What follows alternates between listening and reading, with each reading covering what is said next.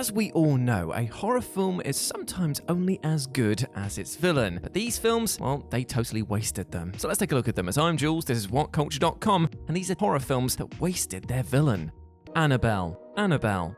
Possessed doll Annabelle was first introduced in The Conjuring, and Warner Brothers soon realized that they could spin the character off into her own movie franchise, which to date has been a firm commercial success. But you know what, let's be honest, we all just really wish that the Annabelle films were child's play, right? When an Annabelle film was first announced, most assumed that the possessed doll would come to life and start murdering those in her vicinity, and therefore many were pretty disappointed that this wasn't actually the case. Instead, we never actually see Annabelle move or be animated in any way whatsoever. She's simply the means through which a bunch of generic supernatural hooey takes place. Though having the doll actually move around certainly risked upending the movie's tone, something fun and self-aware along the lines of Child's Play will always be preferable to the formulaic sludge that we usually end up with. The sequel, Annabelle Comes Home, was a definite improvement, that's for sure, but even then, the lack of a killer doll rampaging around did feel like a colossal missed opportunity. The Newborn, Alien Resurrection.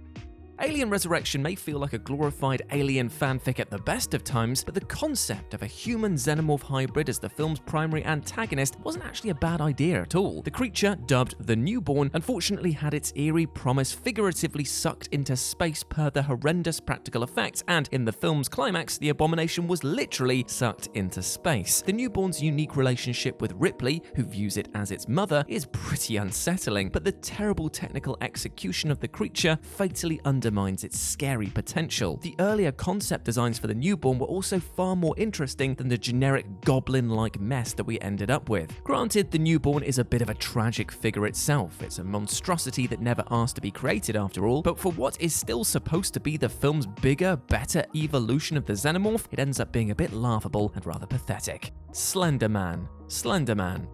The Slender Man movie is of course based on the iconic creepypasta meme of the same name, so Hollywood already knew that people were thoroughly creeped out by the suited-up, troublingly gangly humanoid. But this 2018 film, which admittedly arrived a good 5 years too late to be relevant, commits the cardinal sin of barely featuring the title character at all. The movie, which was put through the editorial meat grinder during its extensive post-production period, gave viewers little more than scattered glimpses of Slender Man throughout, and to make matters worse, the climactic attempt to render Slender Man in his spider-like form is a car crash of atrocious CGI. It's almost as though making a 91-minute movie about a character who is most successful in small doses wasn't actually the greatest of ideas. As a result, Slender Man is full of tiresome dead air, where the title creature hangs back and does absolutely nothing. The lipstick-faced demon, Insidious.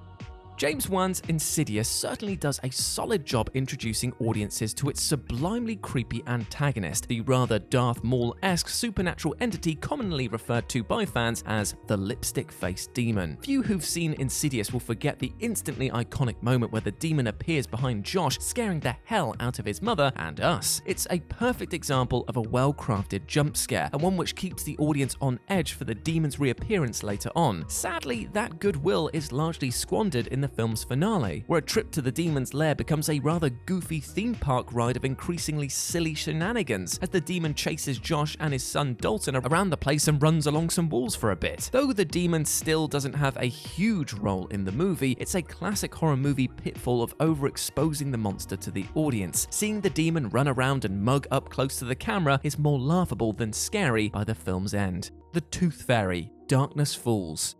Darkness Falls is a largely forgotten horror film released in 2003 centered around the most unlikely of antagonists, a vengeance-filled spectre called Matilda Dixon, but known to everyone else as the Tooth Fairy. The film kicks off with a rather impressive constructed flashback set piece in which protagonist Kyle's mother is murdered by the aforementioned entity. The sequence, favoring uneasy suspense above all else, concludes with Kyle's mother's death and the sublimely creepy visual of the Tooth Fairy floating above the bathroom door while a traumatized Kyle is cowering inside.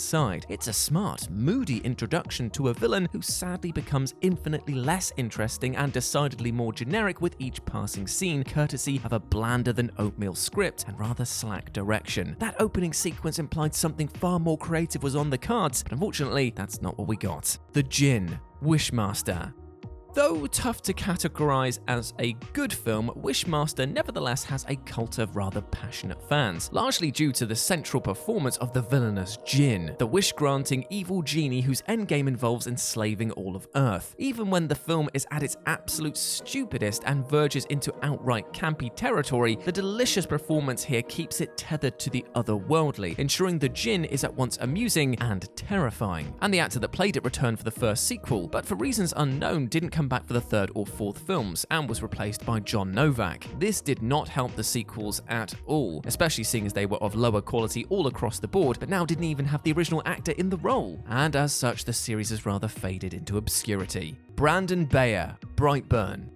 Brightburn is one of the most unique horror films of the last few years, taking the Superman myth and filtering it through a terrifying hypothetical. What if Clark Kent, here called Brandon, went the evil path instead? Filmmaker David Yaroski seems primed to examine the nature versus nurture debate from a supremely heightened perspective, but ultimately Brightburn ends up reducing its titular superpowered psychopath to a series of formulaic genre checkboxes. As fascinating as a depiction of a young boy who uses his powers to annihilate humanity could have been, the fact that he's only compelled to destroy at the behest of his spaceship and has little real agency of his own makes him woefully uninteresting as a character. All the elements were there for a bold reinvention of the Man of Steel's origin story, and while it does make some brave choices, particularly in its dark ending, Brandon's lack of character development and supremely stupid decisions of pretty much everyone around him makes it feel like a true waste. The Bye-Bye Man. The Bye-Bye Man.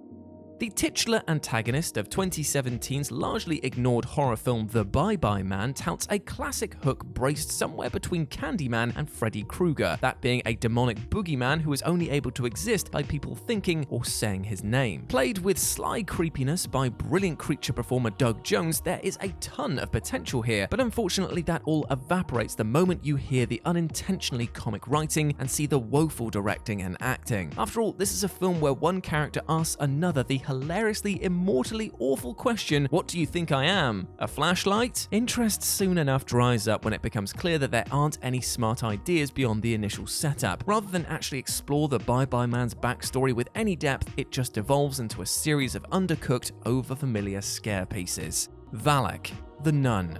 And finally, we have the demonic nun that everybody loves, who was introduced in the jaw-droppingly terrifying Conjuring 2. Mere days after that film's release, Warner Bros. Announced that there was actually going to be a spin-off called The Nun. Despite the clear audience appetite for this character though, the end result was proof perfect that sometimes monsters are better off as limited engagements. Like so many others, The Nun demystifies the character by ditching the comparably subtle unease of The Conjuring 2 in favor of more conventional jump scares and an array of increasingly silly supernatural nonsense. It's very much a textbook example of a villain becoming less interesting and scary the more we see of them and know about their origins. Nothing in this film even gets remotely close to the iconic painting scene from The Conjuring 2. Though commercially successful, The Nun has reaped the lowest cinematic score of the entire Conjuring series to date,